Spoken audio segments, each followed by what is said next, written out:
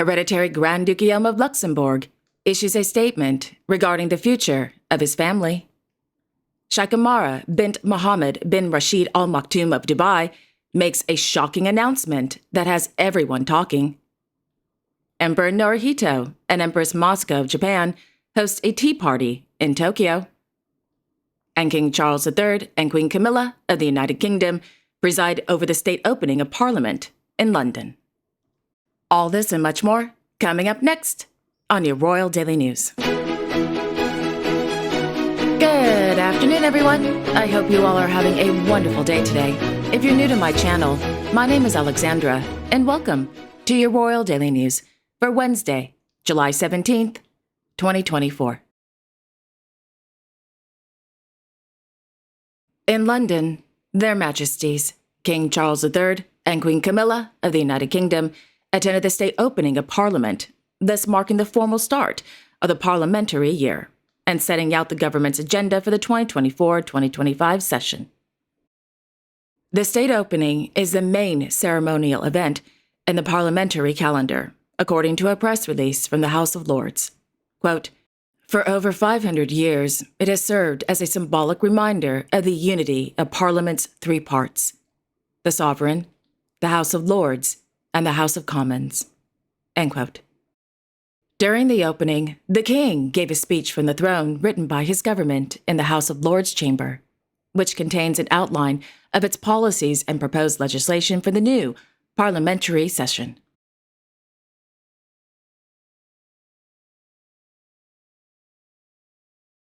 After the state opening of Parliament, Her Majesty, Queen Camilla of the United Kingdom, celebrated her 77th birthday. Happy birthday.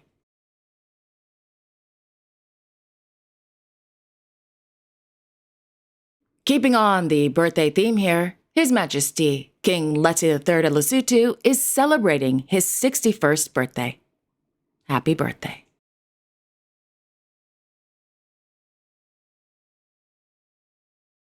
In Madrid, Their Majesties, King Felipe VI and Queen Letizia of Spain, Her Royal Highness Princess Leonor of Asturias, and Her Royal Highness Infanta Sofia of Spain held an audience with the Board of Trustees of the Spanish Committee of the United World Colleges Foundation, held at Palacio de la Zarzuela.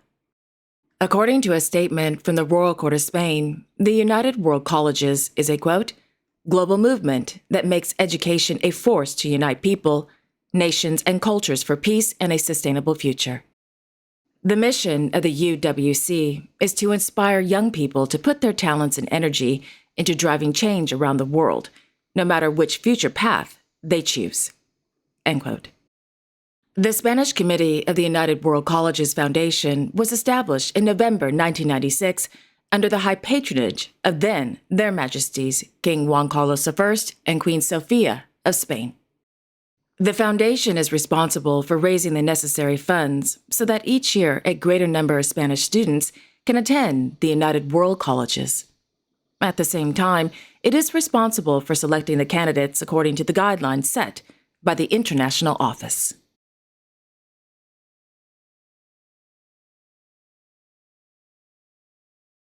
In the mid-morning, Her Majesty, Queen Letizia of Spain, held an audience with 6 students from Colombia and Peru who were recently awarded scholarships from the BBVA Microfinance Foundation to attend university.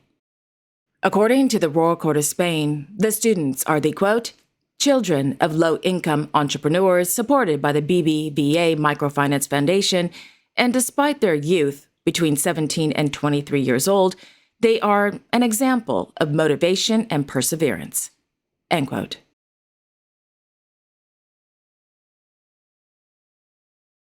This afternoon, in Tokyo, Their Imperial Majesties, Emperor Naruhito and Empress Moscow of Japan, accompanied by His Imperial Highness, Crown Prince Akishino of Japan, and Her Imperial Highness, Princess Kako of Akishino, hosted a tea party at the Imperial Palace for government representatives participating in the 10th edition of the Pacific Islands Leaders Meeting. Government representatives from 18 Pacific Island countries, including the Cook Islands, Fiji, Palau, Samoa, Tonga, Tuvalu, Vanuatu, French Polynesia, Australia, and New Zealand, to name a few, will participate in the 3-day Palm 10 Forum. According to a press release, Japan and Pacific Island countries and regions are, quote, important, long-standing partners sharing the Pacific Ocean and addressing common challenges. In order to further enhance this partnership with the Pacific Island countries, Japan has been hosting summit-level meetings named Pacific Islands Leaders Meeting, PALM, every 3 years since 1997. Japan and Pacific Island countries have been building close cooperative relationships, forging the bond of friendship through candid discussions at PALMs. Leaders openly discuss various issues, such as the challenges regarding their small size and land distribution over a wide area, distance from major international markets, and the vulnerability to natural disasters and climate change. End quote.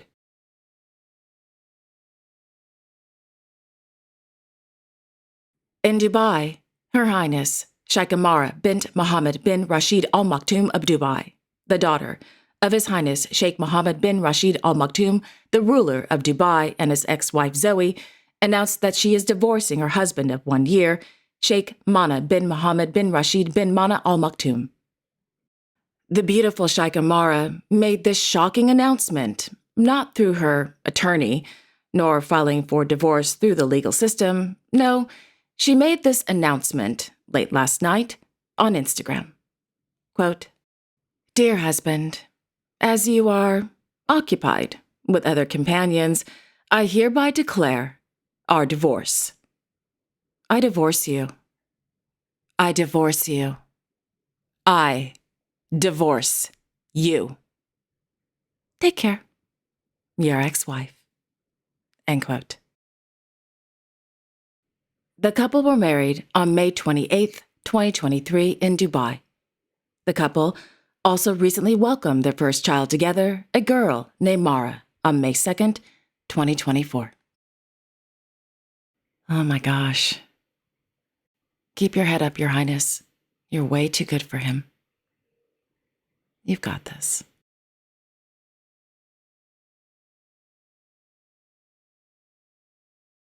Moving on to something lighter and happier, this morning in Bandar Seri Begawan, the Royal Court of Brunei announced that Their Majesties Sultan Hassan al-Bolkiah and Queen Saliha of Brunei will attend the coronation ceremony of His Majesty Sultan Ibrahim Sultan Iskandar, the 17th King of Malaysia, on July 20th, 2024 at the National Palace in Kuala Lumpur. The 17th King of Malaysia took the oath of office on January 31st, 2024 in Kuala Lumpur.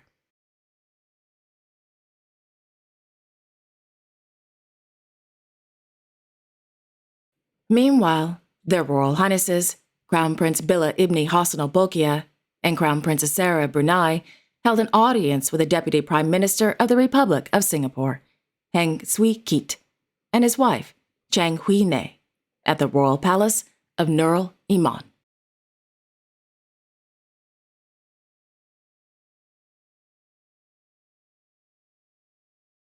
In Copenhagen, His Majesty King Frederik X of Denmark recently met with first-time Olympian Ms. Katrine Jacobsen. Ms. Jacobsen will proudly represent Denmark in the upcoming Summer Olympic Games in Paris, France, in the sport of hammer throw.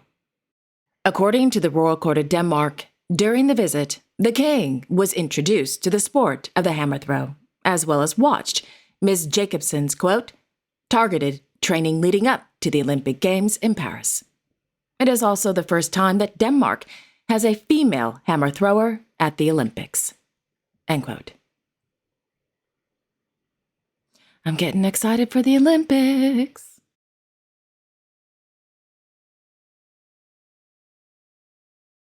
This afternoon in Vijfhuizen, His Majesty King Willem-Alexander of the Netherlands attended a commemoration ceremony on the occasion of the 10th anniversary of the crash of Malaysia Airlines Flight 17, also known as MH17, at the National Monument. According to RVD, over 1,300 relatives of the victims, various Dutch government officials, and representatives from Malaysia, Australia, the United Kingdom, Belgium, and Ukraine attended today's moving ceremony.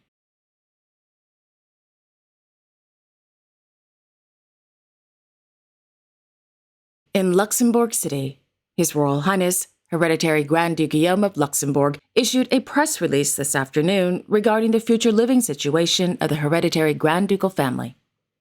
The hereditary Grand Duke, who will become Lieutenant Representative in October 2024, thus officially taking over the public duties from his father, His Royal Highness Grand Duke Henri of Luxembourg, announced that a new building will be constructed on the grounds of Chateau de Berg. Quote, "As parents, and as a future head of state, the princess and I face the challenge of reconciling our commitment to the nation and our family life with our children. The moments we spend with them must be precious, and the framework in which they grow up is decisive for their development, but also to help them approach their future tasks responsibly.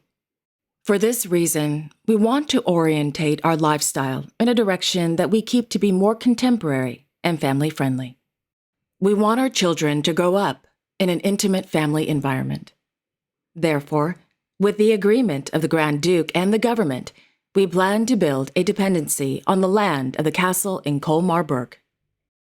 This dependency will be reserved for our family life and will be financed with our own means.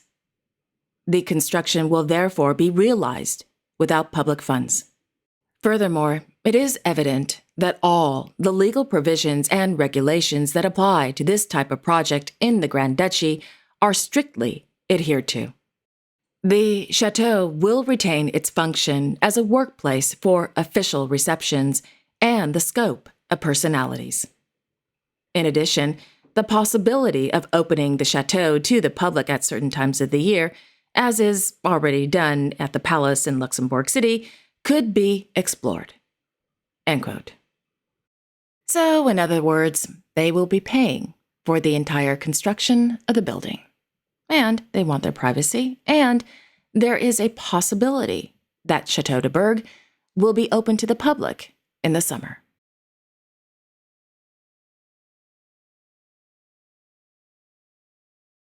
And finally, in Belgrade, the Royal Court of Serbia released a new official succession portrait on the occasion of the 79th birthday of His Royal Highness Crown Prince Alexander of Serbia.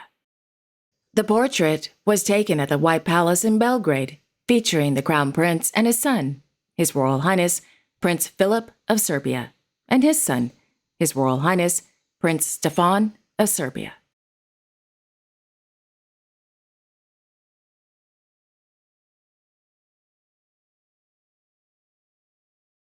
And there you have it. Thank you all so much for joining me this afternoon. I really do appreciate it. Thank you. I will be back tomorrow on Thursday, July 18th, with all the latest royal news and events. Until then, I sincerely wish each and every one of you a wonderful afternoon. And don't forget to like, share, and subscribe. Comment below if you'd like, and click on the notification bell so you won't miss a new episode. Have a wonderful afternoon, everyone, and I will see you all tomorrow. Take care.